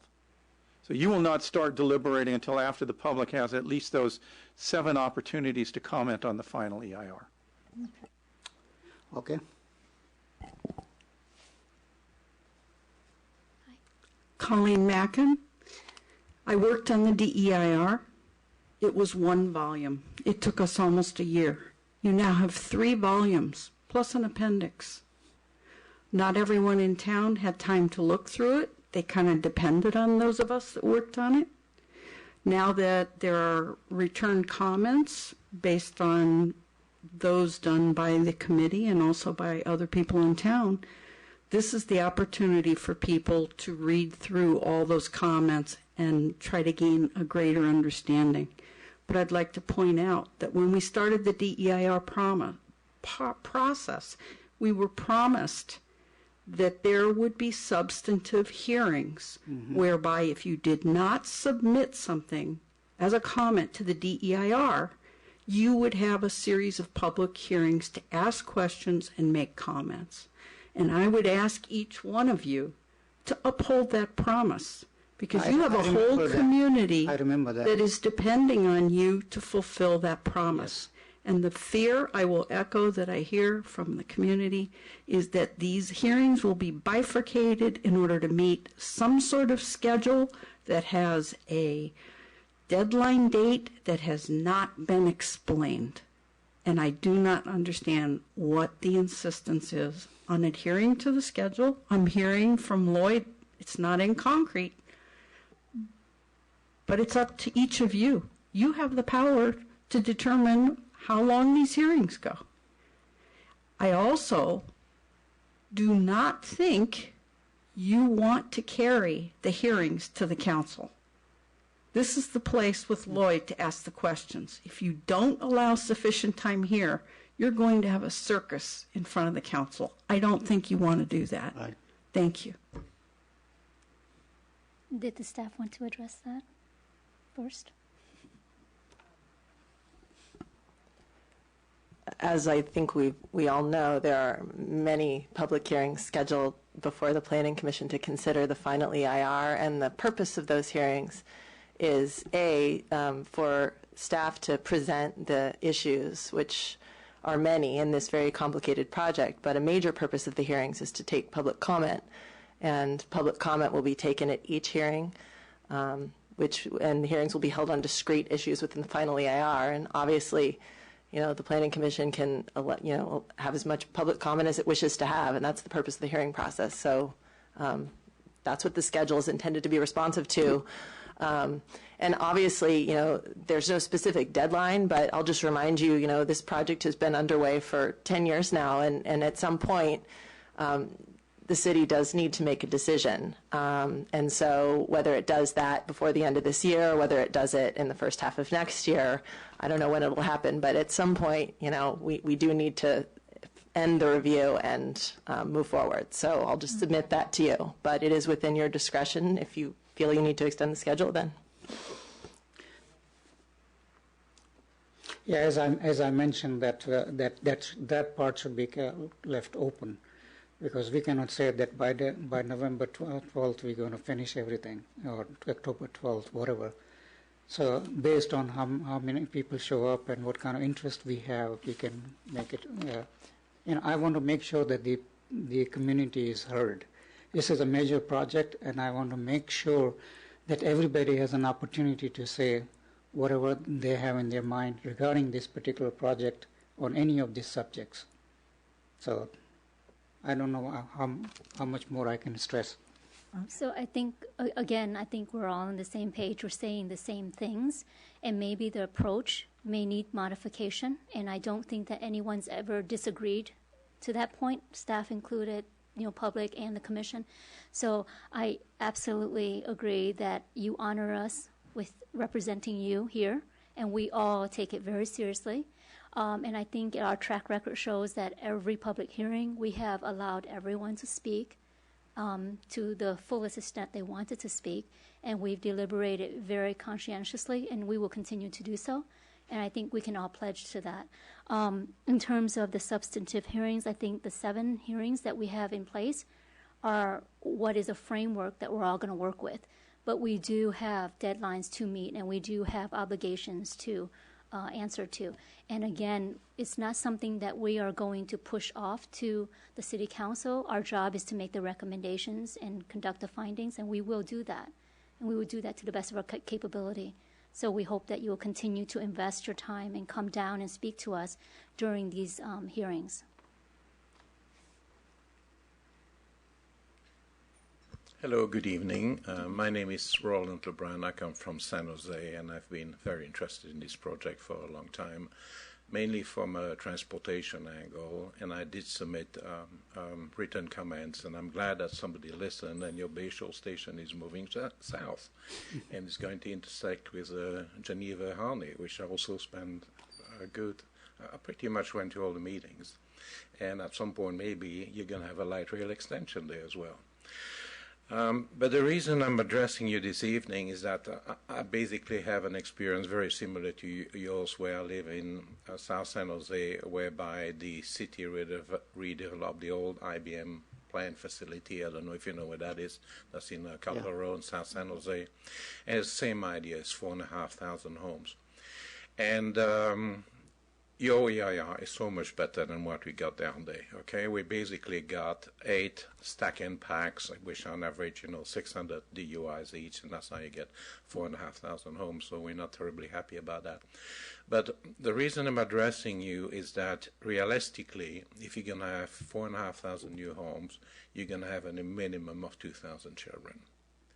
And then the question is, well, how did these children go to school? Because I think in the same boat as you are, there isn't a school there. So these children are going to have to go somewhere else, and presumably somebody has thought of it, and you've got some school districts over there which are ready to take all these children. But what we're seeing where I live is the actual traffic impacts at school time. They basically totally killed our neighborhood. We actually had to figure out a different way to get out of our house so that we could go to a four-way stop intersection, because the normal route that you took, we just couldn't get onto the street anymore. So at some point, I think you're going to have further meetings when you're going to be discussing transportation. And I think the fact that you're basically going to have kids commuting to whatever school, it's got to be in there some way. Another thing that happened to us, because we didn't plan on transportation very well, I guarantee you we are finally going to bring Highway 85 down to its knees. Thank you so much. Thanks for sharing. Thank you. Commissioners, Tony Varios. I may have misunderstood, but first off, I want to compliment Professor Lloyd, because he seems to be doing a great job of explaining an incredibly difficult and complex subject. From the April 30th meeting was the first one I attended, where he laid out the process. And I'm sure the city staff can't even count the hours that they put in, but it's a great amount of work. And as your review, I'm confident that everything that the commissioners have said tonight, they're pretty much on the same page with the public. Everybody wants the best possible outcomes. And of course, what the city attorney advisor said is also very clear. You can't drag it on forever. At some point, fairness dictates that the developer has to have a right to do something besides sit on their hands. Currently, I'm extremely disappointed that they were allowed to create the dirt and concrete recycling operation out there and build mountains that are over 60 feet tall. But that's another subject. I imagine that that's also covered to some extent in this EIR. But the issue of whether it's final and public comments, I think that has been adequately addressed. I know that for myself, I'm very interested in it. My house is on the ridge. It's called Viewpoint, although when the City Planning Commission was reviewing that particular project, even though it was called Viewpoint, somebody decided to put a bunch of trees in front of all the houses. Yeah. And that has become a major point of contention for us for the past 15 years, and it will be in the future. How do we deal with it? So there are some unexpected consequences that take place in some of these planning issues, but it's really up to all the people here tonight, the people viewing at home, and people who will attend those future meetings, 6 or 7 following meetings, to decide if they're going to avail themselves of those opportunities. Like John Swicki said, the EIR came out in June, I believe, June 1st. I haven't had a chance to look at it. Now, I mean, I knew it was there. The first time I tried to find it on the city's website, I couldn't find the thing. Instead of having a big button that stood out or flashed at me saying, "Here I am," I had to go looking for it, and I couldn't find it. And so I'm sure I wasn't the only person. But in the meantime, it's just you get this situation where everybody's busy, you're all busy, the staff is all busy, everybody's too busy. And so it's very easy for people to put it off and not look at it. And especially when you know that a document is, we don't know how many pages long, then it becomes that much more difficult.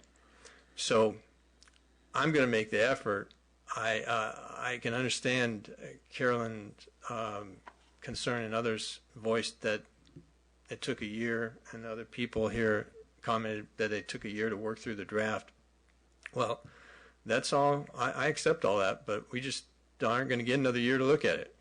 That's what I'm hearing. That's the impression that I get. I don't think we need another year to look at it. I think we need to skim through it. I don't think we need to all read every single word of every page to get to the bottom line and figure out where we want to go. I know that I don't want 4,000 homes out there. And I haven't heard anybody in town that said they want to see 4,000 homes out there. I haven't heard anybody that said they want to see any homes out there. And so when the one lady mentioned that the size of Brisbane would more than double, well, obviously if you built all those homes out there, it would be twice what we have now. It would make old Brisbane about 1/3 of the total. That would change the voter mix, that have tremendous unknown impacts for the future. I don't want to see that either. At the same time, I'm not a no-growther. I'm all for building as many units as UPC wants to build in San Francisco. And that's why I proposed what I thought was the smarter, you're laughing, but I'm serious. I'm deadly serious about it. I think the much smarter approach is to have those homes built on the transit corridor on the San Francisco side, which includes the current Slage Lock development part, and the higher density that's built there, where it's already a high density city, they will feel far less impacts from that high density, and building it right on the transit corridor, as some other cities have done, clearly is what we hear about all over the country in terms of sustainability and smart building. Whereas putting homes on the Baylands in Brisbane is about nothing but profits. And I'm all for UPC making as much money as they can possibly make on their development. There's, that's the American way. That's free enterprise, but not on our backs. So it's a matter of balance. And I think that if Brisbane would creatively work with San Francisco, Brisbane has to, as I understand it, and I may have it wrong, but as I understand it, Brisbane has to meet some state requirements to provide a certain amount of additional housing in Brisbane. And at the last city council meeting, that was one of the subjects that was discussed. And that's why they were talking about taking that new district, development district around in the Crocker Park and designating a certain area of that for potential new housing in the future. That was part of that concern, to meet those requirements. I don't have a problem with that, but the issue is always how does staff advise the Planning Commission and the city, and the Planning Commission advise the City Council on meeting these demands that aren't going to go away. You can stall some things off for a certain amount of time. My house got stalled off for 20 years. You know what that meant to me? That meant I got to pay extra for it. I got to wait for it, and I got to pay extra for it.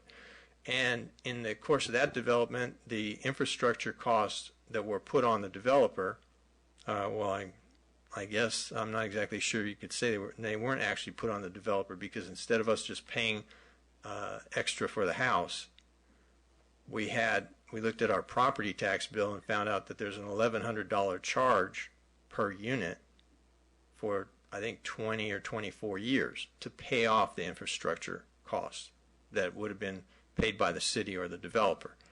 So, I didn't like that at all either.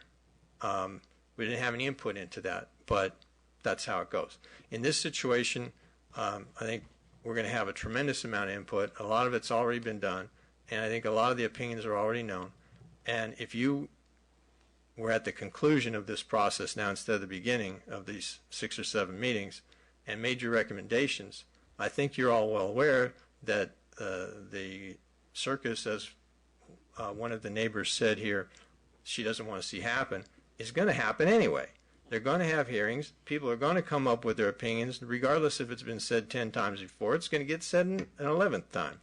And the city council may very possibly just decide to punt, as they have many other times, and say, well, we're going to put it to a vote of the people. So I'm not real concerned about it. I think that I'm confident that you people care, just like I do, and the rest of the folks who came down tonight, and the people, like I say, who are watching at home.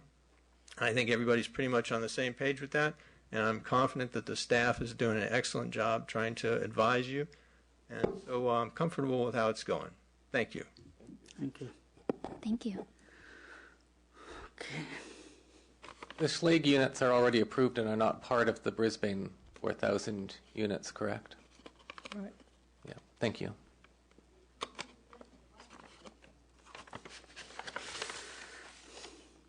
Any other comments? Oh, we have someone else Sorry. coming up. I'm sorry. No, she's... Good evening, Carol Zoltowski. I'm struck with the importance that everybody in this room, staff and public, are about this particular project, myself included.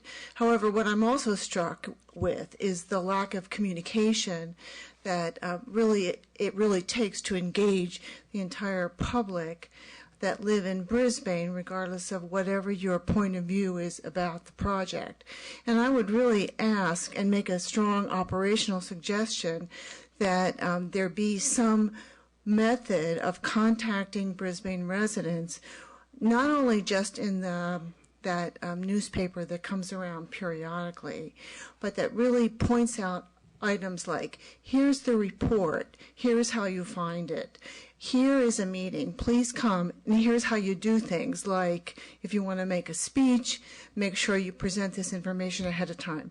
There are many, many people that really don't know how to operate within local community government, although they are certainly willing and certainly passionate about their particular point of view. And I would suggest that for something as important as this, that we all take time to think about an operational way to really engage everyone, like email blasts, whatever it takes, other than maybe that bulletin board, which is wonderful as you come into town, but should not be the major way that people find out about these sorts of things. Thanks. Good point. Thanks. Thank you.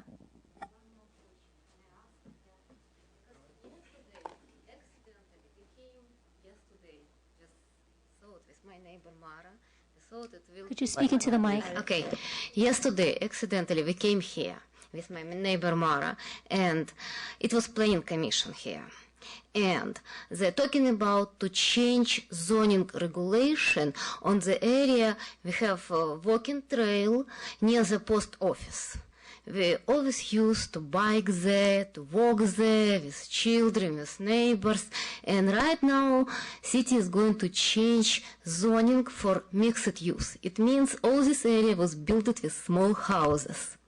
Brisbane doesn't have a lot of parking space. With building these houses in that area, it means we eliminate parking space at all. It means it's always, we're talking about parking space. Everybody is agree with me, yeah? And not on the ridge. It's old Brisbane. I'm talking about old Brisbane. And right now, just remove this is greens, like park, it's a walking trail. It will be disaster for Brisbane. And after Baylands will be built, all citizens of the Brisbane will have any power to change anything. Because we will be like minority in the Brisbane. And second question is about water development. And it's always somebody should pay. And I know it's always paying people who is living in cities. It's not like big company, development company paying. It means probably this is development of the water facility should be divided on all Brisbane citizens, and we should pay more for water. Like I understand, yes or not, I don't know. Who is going to pay for water development? And how everything will be? How much will be our taxes after everything will be developed? It's a very important issue for us because we are living here. And we are paying really a lot of taxes and everything. And for us to pay much more, we should understand on what position we are. And thank you. Thank you. Anyone else? Okay. Do we have a date when the financial documents are going to be available? I don't have a fixed date yet. No. Okay, thank you. Okay. Okay, I think we can move on to the consent calendar. So before we have a motion to adopt the consent calendar, does anyone want to make a suggestion to remove an item or amend anything? I was absent, so I can't do anything. Okay. For other commissioners? No? No, So can I have a motion to approve the consent calendar, which will include the approval of the draft action minutes? Yes, I'll make a motion to approve the consent calendar? Yes. I have a second. A second? All in favor? Aye. Aye. Absent. Okay. So on to oral communications. Does anyone want to address the commission on anything that is not on the agenda? Okay, hearing none. We're not going to have that oral communications. On to written communications.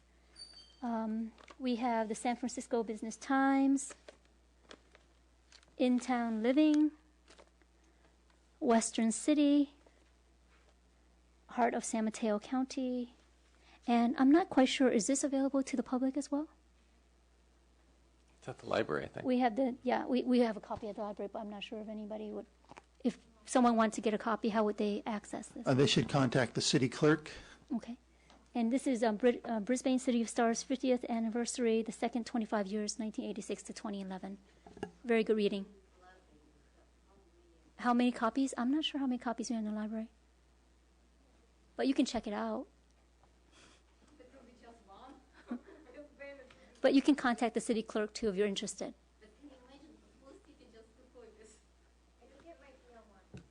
Yeah. Honestly, I tried to plant it online.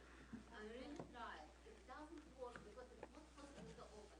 My Apple computer cannot open it. I really wanted to see it. So you might want to get a hard copy from Sherry. So if you contact the city clerk. Not everybody read it in the old city. It's really a lot of old population here. And this old population, not everybody using the computer. Right. So you can get a hard copy so citizens can discuss this with the city clerk and get a hard copy. And probably even if we could put some laptop and some other. We're not open for Okay. Yeah. Point taken. Thank you. Okay. So items initiated by the staff? I don't have anything this evening. None? Okay. Items initiated by the commission? Any subcommittee updates? None, right? No. None, okay. So, we're done. Would someone like to make a motion to adjourn to our regular meeting of September 24th, 2015? I make a motion to adjourn to the regular meeting of September 24th, 2015. Second. All in favor? Aye. Aye. Thank you, everyone. Everyone to know that I won't be here next meeting.